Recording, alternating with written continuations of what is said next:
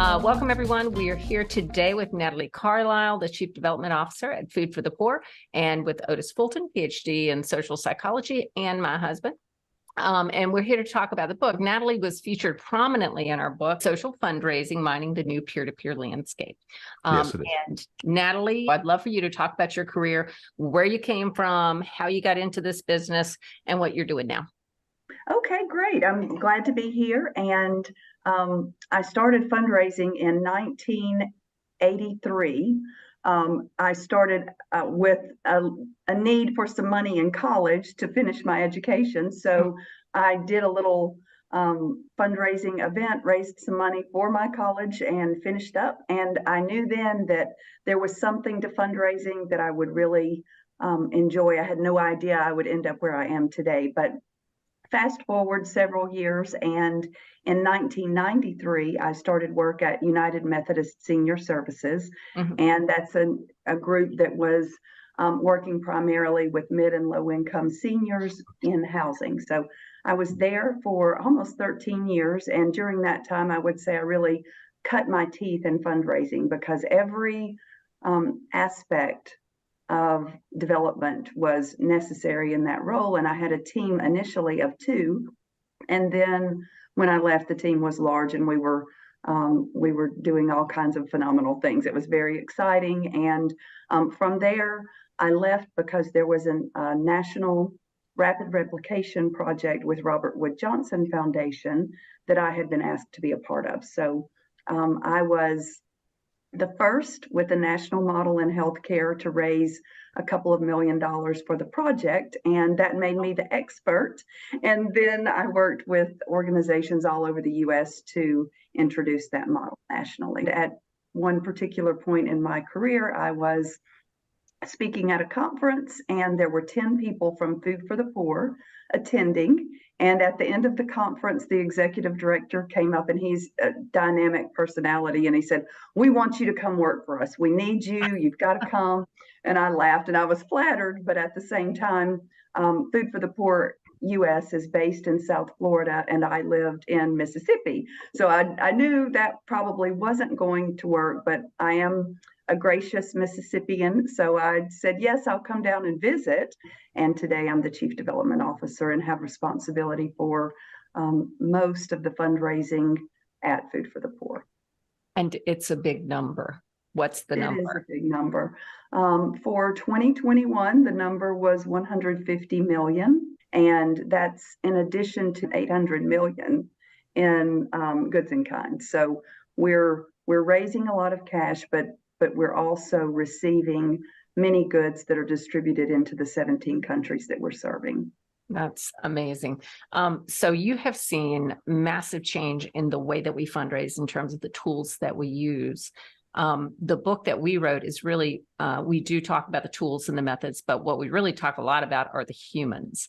And one of the things that struck me about you is that you are really wrapped around the humans in a way that maybe some people aren't. I think it's really unique with Food for the Poor because we have so many active donors. We have over 800,000 active donors right now. And as far as relationship development, we are, of course, working with mid and major giving donors. That's primary. But then we also have special events. We have obviously social fundraising across the board. We have a lot of in-church work that we're doing. So we have speakers traveling across the United States to speak in churches. And so it's really all about relationship. We are working now to get more of a digital footprint, but for many years, we've been the face-to-face organization as far as, the way we introduce ourselves. Natalie, I'm curious how you fared during COVID. I would bet that you didn't miss a beat, but tell me if I'm right or wrong. You're right. In 2020 and 2021, we had 2 of our best years. And I think it's because of those relationships that had been developed. And also, we're large enough as an organization that we had heard of virtual events. And of course, no one was doing it, but I said, we've got to get one of those, whatever that is, let's figure it out and do it. And we did. And, you know, we had no idea that we ended up spending less than $10,000. And that was just, you know, to be able to get the green screen and whatever it took to pull it off the lights. And we raised over, I'm thinking for the first one, we raised over $300,000. Wow, that's primarily in the leading up to the day of the event. There weren't even that many people who attended, but so many people were just excited to be a part of something that was important to them, and it felt normal for a minute. So we did that, and then what we determined through that process is we need to do this every year, even if people do get back to normal. And of course, in 2020, we didn't know if we ever would. So then in 2021, we introduced that with a little more flair. We spent about $30,000 that year, and we raised $500,000. And then in 2022, our goal was $1 million, and we reached that. So it will continue to be a part of our overall strategy at Food for the Poor from year to year. But it was one of those things that, you know, we knew our donors loved us. They were looking for something that felt normal. And really, I think in 2020, people had a little more disposable income because they're like, you know, I'm at home, I'm not spending money like I was. And they were able to do a little bit more. And people, when they received their stimulus checks, we got a lot of stimulus money from people who said, I don't really need it as much as the people you serve need it. So I want to give it to you. We're going to pause to let you put comments or questions in the chat.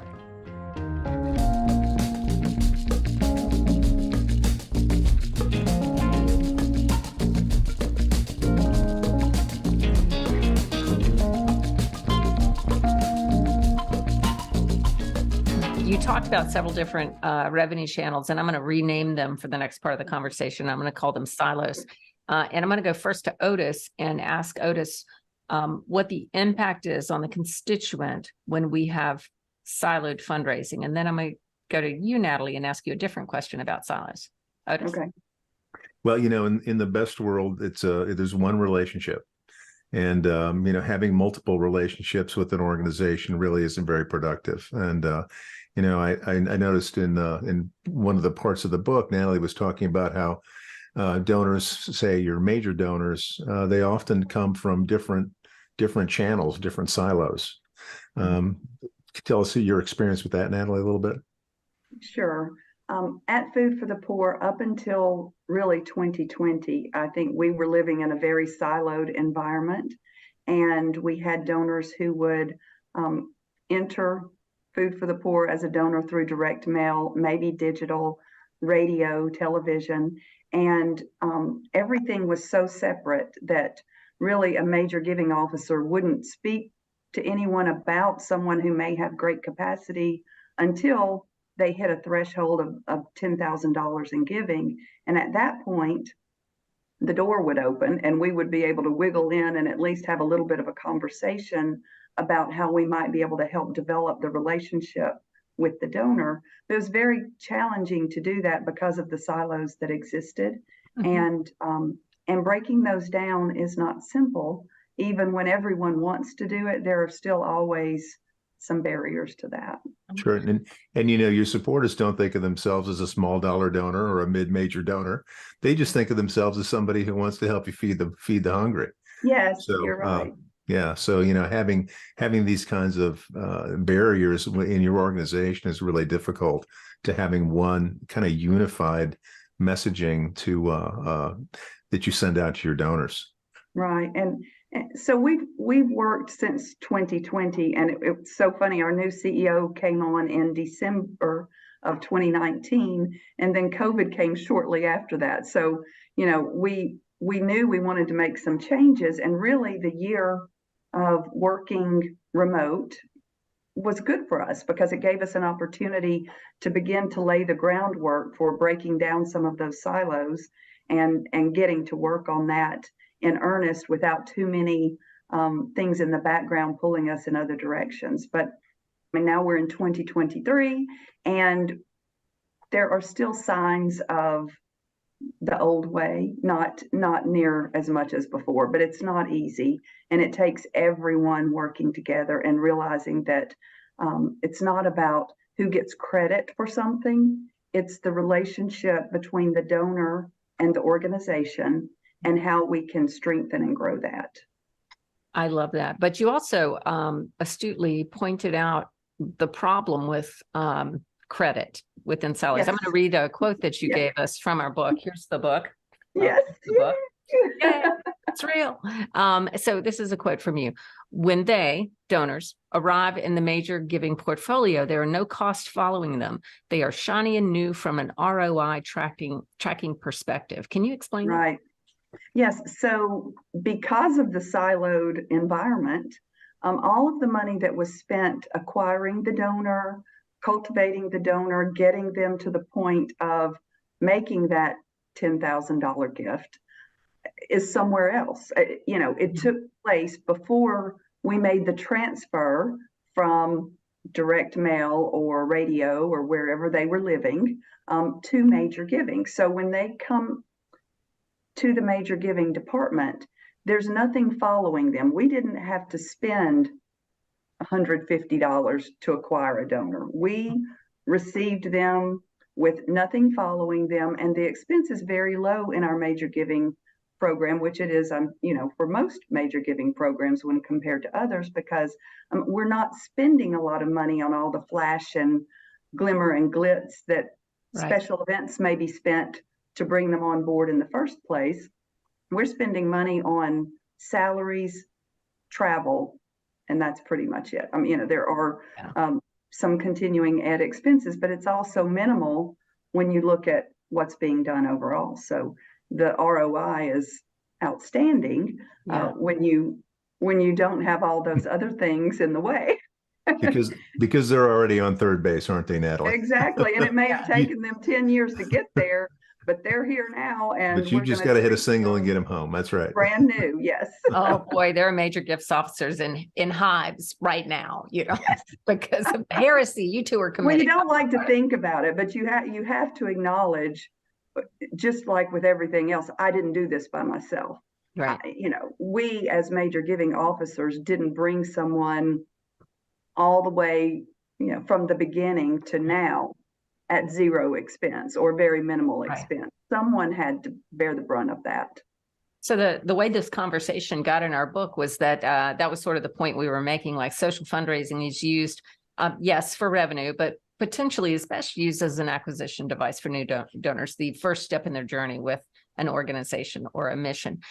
Tell me, I know that social fundraising is not embedded right now in Food for the Poor, but it feels like community is embedded there. How do you all foster that?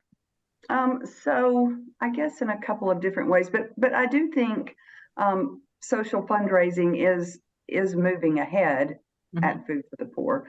But I guess the community is something that has been intentional really again since 2020, that we've focused on what can we do to bring people together around the cause that they're most interested in, and to come to Food for the Poor to talk about that. So we've hosted, some things online, some virtual town halls. We've brought people together that way. Of course, with the virtual events, we ask all of our friends to invite their friends to come to a watch party and watch the event and that sort of thing. So we're bringing people together in those ways. But I think, again, it goes back to the power of prayer, because we're constantly developing relationship. If someone makes a gift, and this is for another day of discussion because it's changing, but for years, if someone made a gift of any amount, $50 and more,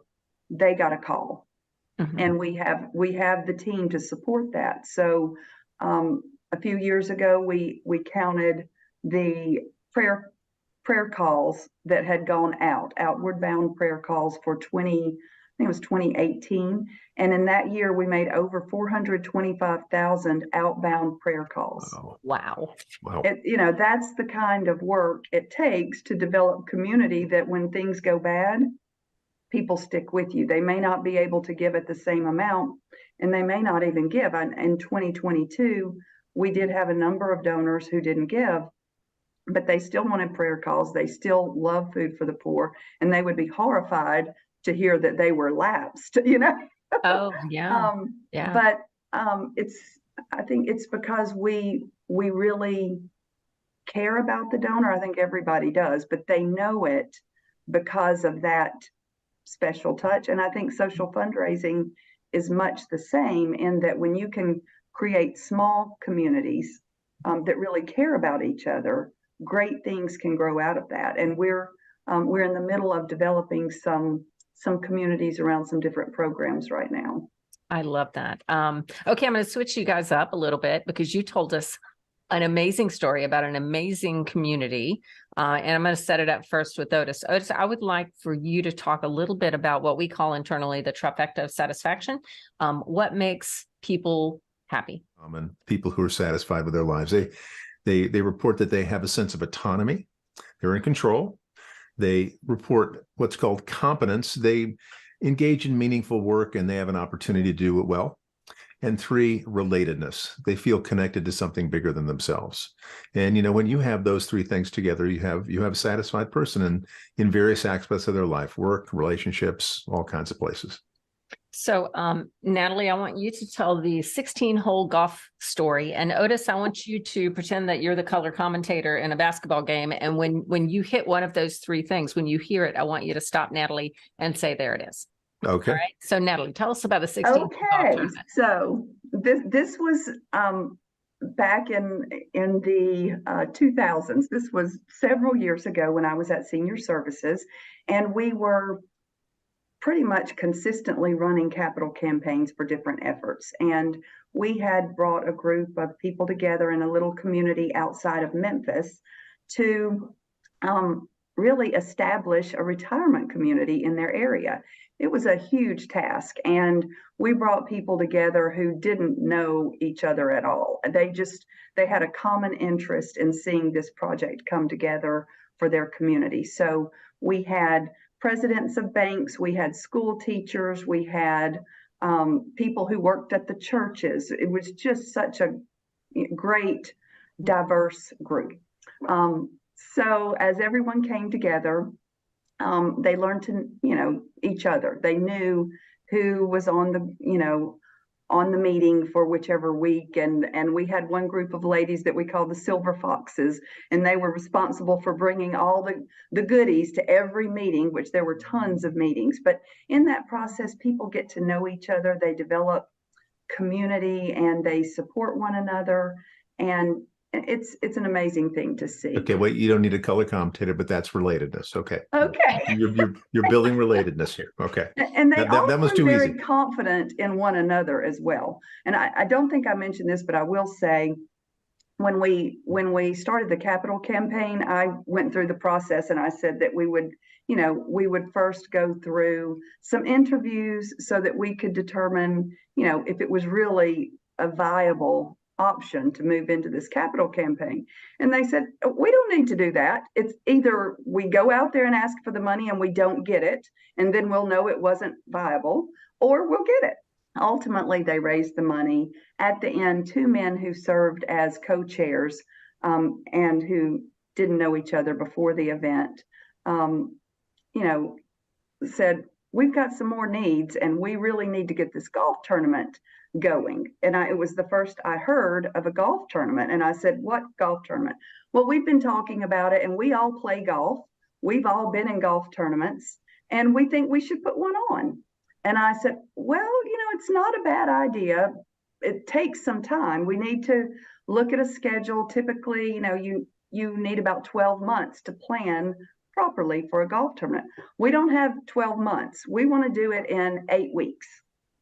And I said, well, I don't know if that's going to work. Let me share with you the process that we would need to go through so that you understand the other side of the tournament, because you've been in tournaments and you know what it feels like when it goes well and when it doesn't. So I want you just to see behind the scenes what has to happen. So they said, okay. So they looked at the outline of what it would take for a tournament. They got some other men together and they all kind of looked at the outline. And I would say within about 20 minutes of back and forth discussion, they said, okay, we're going to do it. Okay. And I said, we're going to Okay. extend the time. I'll interrupt you. That one's autonomy. Okay.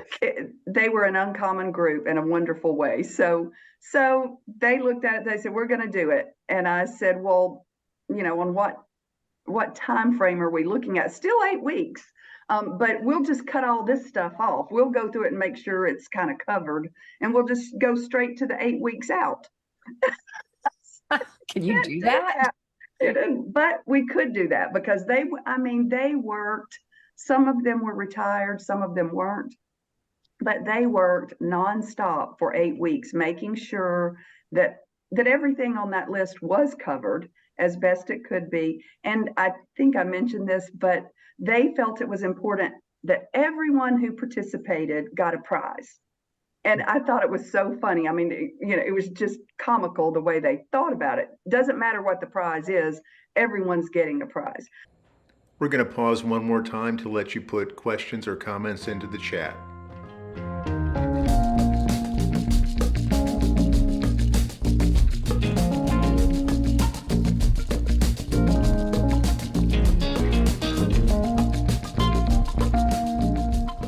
So they went and gathered things. And I mean, these are people who, many of them were farmers or had some kind of connection to farming. And so they had lawn fertilizer, weed eaters. One of them went to the John Deere place and he said, I will give you a weed eater if you will take this other thing I have.